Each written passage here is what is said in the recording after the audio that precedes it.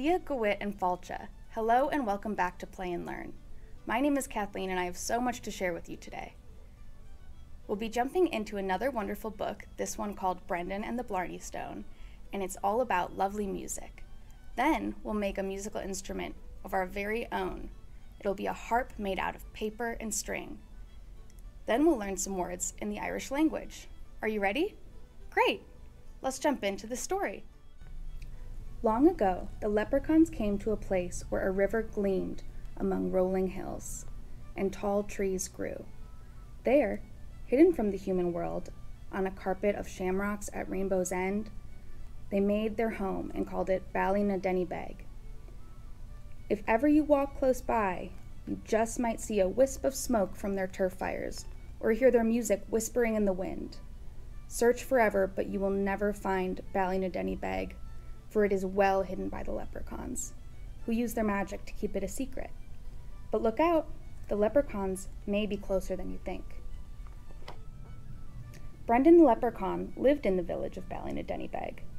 There, he made beautiful musical instruments, and the walls of his little shop were festooned in bowrons, uilleann pipes, tin whistles, fiddles, and bows. The instruments that Brendan made played music that was sweeter than the sweetest songbird, and leprechauns traveled from the four corners of Ireland to buy his wares, for they knew they were the best in the land. Brendan himself liked to play the tin whistle, and when he played, everyone stopped to listen. The lilt of the music was so lovely that it touched the very hearts of those who heard it. However, Brendan had a problem. The moment he opened his mouth to speak, everything went wrong. His words came out in a terrible jumble, and he always said the wrong thing. This caused Brendan a lot of bother. If he went to buy cheese, he might come home with peas. And once, when he went to buy a hat, he came home with a cat. Fortunately, the cat became a beloved pet to Brendan. Hare, chair, cat, hat, whistle, thistle, donkey, monkey, pie, sky, cheese, peas, plug, slug. Every Saturday night, the leprechauns and the fairies gathered for a great Gaeilge, where they danced and sang until daybreak. Brendan and his three friends, Murphy, Mossy, and Marty, made up the band. Murphy played the uilleann pipes, Mossy played the fiddle, and Marty played the bowron. Brendan played the tin whistle, of course. One of those who loved to listen to Brendan play was the beautiful fairy Nuala, who came to the Gaeilge every single Saturday. Brendan was always delighted to see Nuala sitting nearby, tapping her toe in time with the music and smiling towards him. How he longed to ask Nuala to dance, but he was too afraid to even speak to her for fear of what he might accidentally say. Brendan went to visit Dare, the oldest leprechaun in Ballinadenny, so old that he knew the answers to most questions. When Dare heard Brendan's problem, he laughed and said, "Brendan, you must kiss the Blarney Stone. That will give you the gift of the gab, and an eloquence beyond your dreams." The very next day, Brendan set out about making a plan to kiss the famous stone, and Murphy, Mossy, and Marty agreed to help him. And that was how the four leprechaun band members found themselves hiding in a little thicket, watching a group of tourists get out of a bus from Ballinadenny. Of course, the tourists didn't realize how close they were to the leprechaun's well-hidden home. That would have made their holiday even more special. "Who are all these big people?" asked Mossy. "They are visitors from other lands," Murphy explained, "who come to see the wonderful sights of Ireland."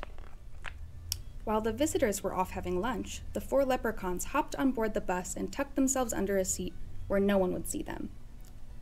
Brendan had brought a pocket full of gold coins. A leprechaun never knows when they might come in handy.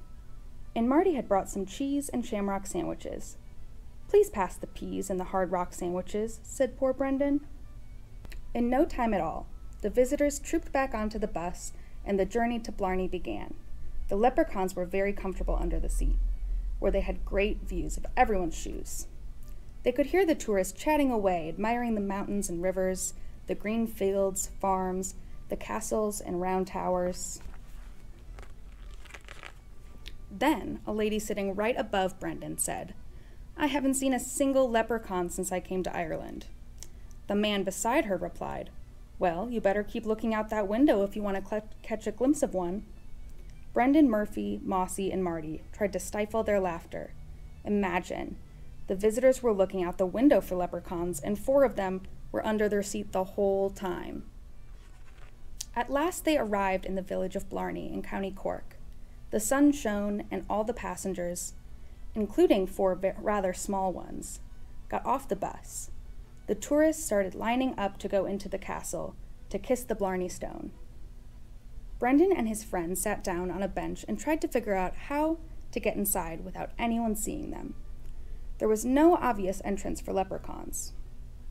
Then Murphy spotted a tattered old cloak thrown over the bench, and it gave him an idea. Why don't we stand on each other's shoulders and put the coat over us? Then we can look like the big people. So Marty stood on Brendan's shoulders, then Mossy stood on Marty's shoulders, and Murphy stood on Mossy's shoulders. And they hoisted the old coat around them. There was some money in the pocket, which they used to pay the admission fee, and, apart from a few strange looks from the lady selling the tickets, they managed to make it up the steps, more than 100 of them, to the top of the castle. The leprechauns hid in a corner and watched the tourists kissing the Blarney Stone. Now, the stone is set into the battlements at the top of the castle, and in order to kiss it, you must lie on your back with somebody holding onto you so you don't slip. There are railings just below to stop people falling to the ground. But, oh dear, a little leprechaun might easily slide through them. As the last of the visitors were going down the steps, Murphy had another bright idea. Brendan, hold on to the sleeve of the coat and we'll use it to swing you out to kiss the stone. We'll swing you 3 times to make sure you manage it. So, Murphy, Mossy, and Marty held firmly on the coat and swung it out across the battlements, with Brendan clutching tightly to the sleeve. Murphy counted. 1. The sleeve swung out with Brendan hanging on, but his eyes were shut, so he missed the stone. 2. There was a ripping sound as the stitching in the coat started to come apart, and Brendan, startled by the noise, missed again. 3. The ripping sound got louder, but Brendan managed to stretch out his neck and give the Blarney Stone a great big kiss. Whew, said Murphy as they hauled Brendan back to safety, and they all laughed and danced happily around in a big circle. They grabbed the coat and dragged it down the steps of the castle, then put it back where they had found it on the bench. They could see all the visitors getting back on the bus for their journey home. Come on, said Mossy. We'll have to run for our bus. Just a minute, said Brendan, who was busy filling the pockets of the coat with gold coins. This old coat was lucky find for us, so now it will be lucky for someone else. On the homeward journey, Murphy, Mossy, and Marty had to shh Brendan at least 20 times. The gift of the gab was working, and he was talking 19 to the dozen, thrilled with his new powers of communication. The 4 friends ran home across the fields of Ballynadennybeg, where it was time for the weekly Gaeilge. The other leprechauns and fairies were overjoyed to see Brendan and his band back again. After a couple jigs and reels, Brendan asked Nuala to dance, and she accepted with delight. He told her of his adventures, without mixing up his words, and about how he had kissed the Blarney Stone. Then they danced and danced. Meanwhile, far away in Blarney, an old man who hadn't had a lucky day for years spied the coat lying on the bench. Well, aren't I the lucky one, finding this grand old coat, he said. You can imagine how lucky he felt a few seconds later when he put on the coat and put his hands into the pockets. Did you like that story? I love learning all about Brendan and the Blarney Stone. Now, let's learn to make a musical instrument from paper and string. To make your harp, you're going to need a few things. You're going to need paper, scissors, a pencil, string, and a hole punch. You're also going to need to print out this template. You'll be able to find it in the description of this video. Our first step is going to be to cut out that template.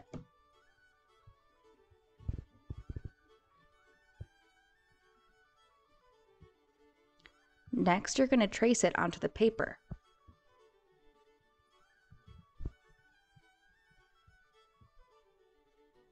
Now you'll cut that out, and that's going to be the base of our harp. It can be a little tricky to cut out the middle, so you might need to ask an adult for help.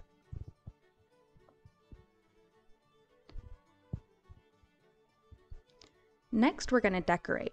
You can do it however you like. I did mine with yellow, so it would look like gold.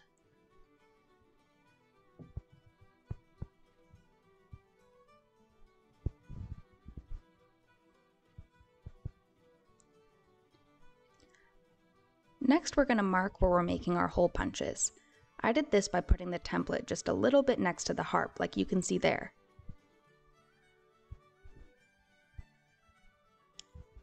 Once we've made our hole punches, we're going to start stringing our string through the holes.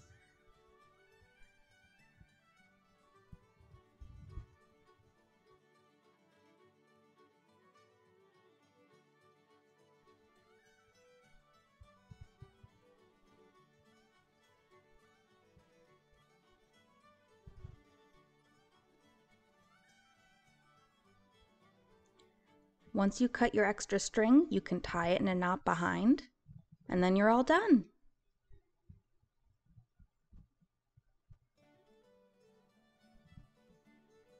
Now you can play your music at the Gaeilge just like Brendan did.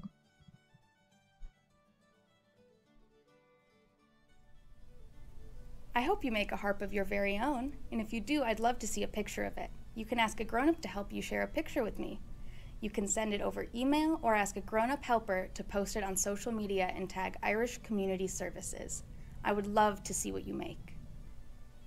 Now, let's learn a new word from the Irish language. I'd like to teach you the Irish word for music. That word is ceol. Can you say that with me? Ceol. That's very good. Thank you. Okay, it's time for me to go. Will you come back and see me again? If you do, we can read, make, and learn together. I hope to see you next time. Slán!